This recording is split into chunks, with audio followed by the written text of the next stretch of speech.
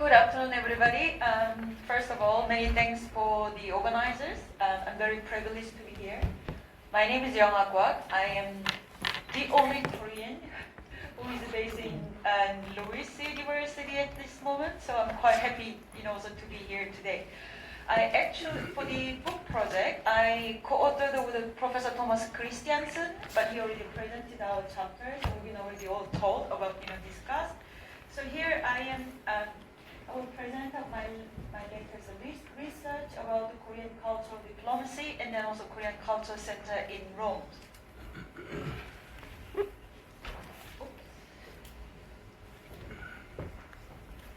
So it seems, I don't know whether this is a good time to actually talk about soft power. The world is sort of suffering from all the war in this time.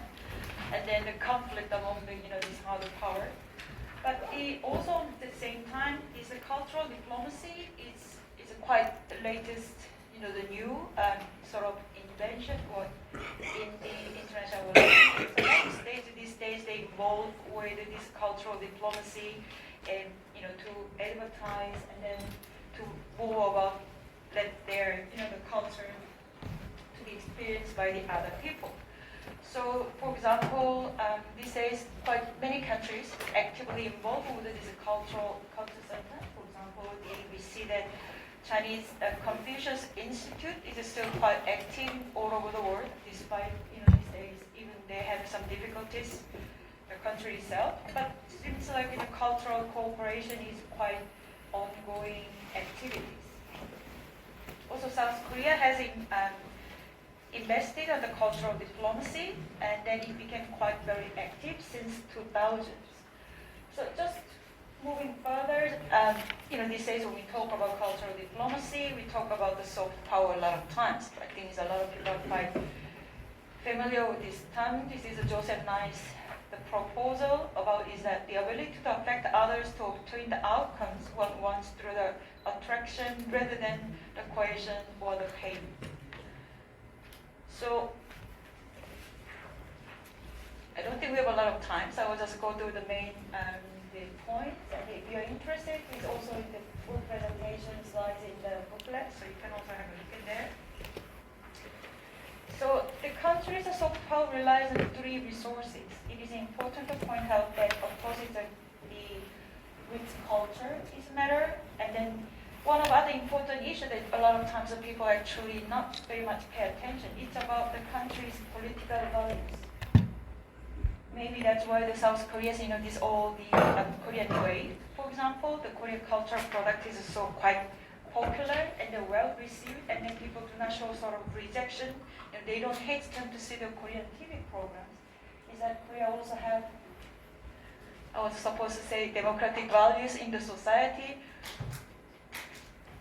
Here, but let's look at what's happening these days.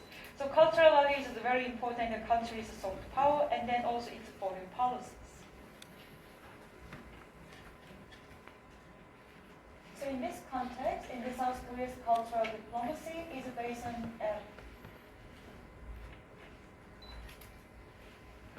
the Korean Ministry of Foreign Affairs, they identified aim of the cultural diplomacy in terms of objective to spread the cultural attractions, elevate the national image through the cultural assets, and also strengthening two-way communication through the cultural exchanges.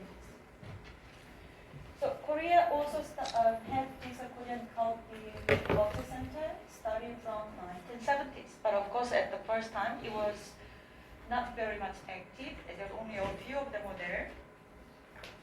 The courses was one of the government agencies, and then standing behind all this organizing, the opening the culture center through the world. The courses now, since from this year, now is placed at the Ministry of Culture, Sports and Tourism. So they are part of one of the division in the International Cultural Affairs and Public Relations Office. So Korean Culture Center is currently the 35th culture center globally. It started 1970s. But of course, when you see the very first countries where they had the Korean Culture Center, it's about Japan, New York in US, Los Angeles, and it wasn't about advertising Korean culture to the foreign audience. It was more to sort of providing information for the Koreans who's actually residing in the the outside. But this one has changed since the well received the Florist Korean way. So that since 2000, they are very actively open the Korean Culture Center all over the world. So you could see that since 2006, many offices open all over the world, and then the latest one was opened the last year in Vienna, in Austria. So that's how it looks like. The Korean Culture Center in Rome is open in 2016 in October. They are located in the very city center of the Rome. So actually people from even Koreans when they arrive in Rome, it just takes about 15 to 20 minutes by foot from 10-minute station. So it's very easy reach, and a lot of people. Very easy to reach, it's accessible, and then they have quite good facilities. You can see from this is photos. It's three-floor buildings. So on the ground, there is exhibitions, and then they also have a library. You can see that top right side, and then there is also there is a program to a lot of activities that can be open in the theaters. Interesting thing is that they also do have a cooking class, so that's where you see the facility of the kitchen under the down right side. So what they do is, of course, they do promote the Korean culture, but not about only the contemporaries. So they are not really only focusing on the Korean way, the latest TV dramas or the movies, etc. But they're more like about trying to advertise and promote the Korean traditional culture as well. So when you actually go into the culture center, they do have these facilities, and then also showing how the life for life in the medieval time, etc. So their activities, they do organize events, special events, regular event, annual periodics, etc. They also do have courses. That's where there's a lot of Italians, which we can talk a lot more about the Korean the cultures.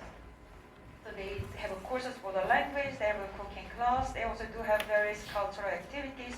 For example, the Korean martial art, Taekwondo, Hankuk is a traditional percussion group, and then they also have Kayagum and then traditional dance and etc. Just to show you some activities, and these are my research. I checked with the other Korean Culture Center in Europe. As you can see that France has the largest number of courses, and Italy is next, and some other countries. So if you ask why some countries have more courses than the other, because this depends on the availabilities of the teachers, the lecturers who can actually teach. Because there is not much, for example, Koreans who can teach traditional Korean dance or the playing the music, the percussions, etc. And then they can also teach them in Italian, so that they provide information to the Italian public. Those rules are same, so it's France. So you could see that here, roughly, the France, which also have quite large number of Korean migrants, and then also in Germany and also Belgium, but some other countries, they have a very limited, and they only have some language classes. One of the things that I would like to show you how well, especially during the COVID time, the Korean Culture Center in Rome. When I checked it, there is about 23 culture center in Italy, in Rome. So it's for example, Japanese culture center is there, and Chinese, and then even Goethe Institute from Germany, and Ali France, etc. So there is majority of European countries, but then also all the Asian countries. And for example, I saw that even Tunisia has their own culture center in Rome. So it's that much to serve, their own people, but also to promote their own culture. The Korean, but all these activities was completely suspended, of course, during the pandemics.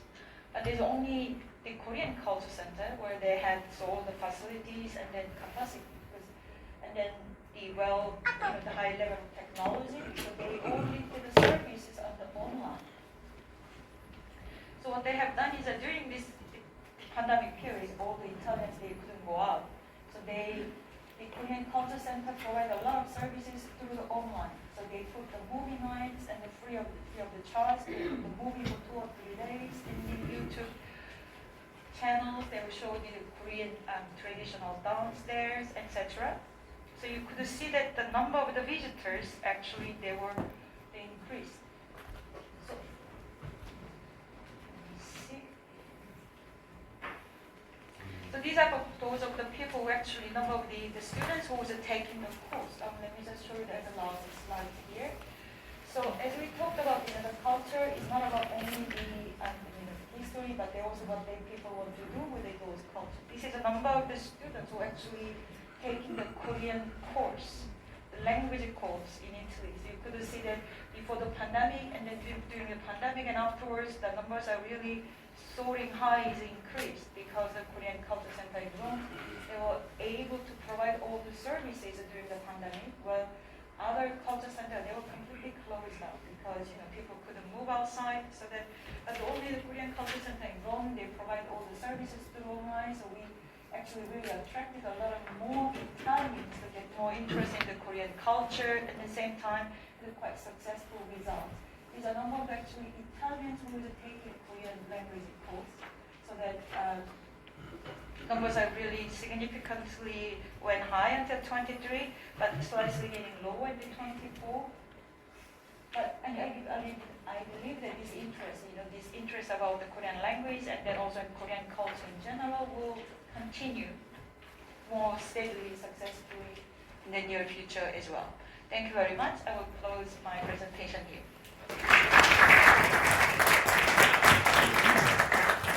Thank you very much.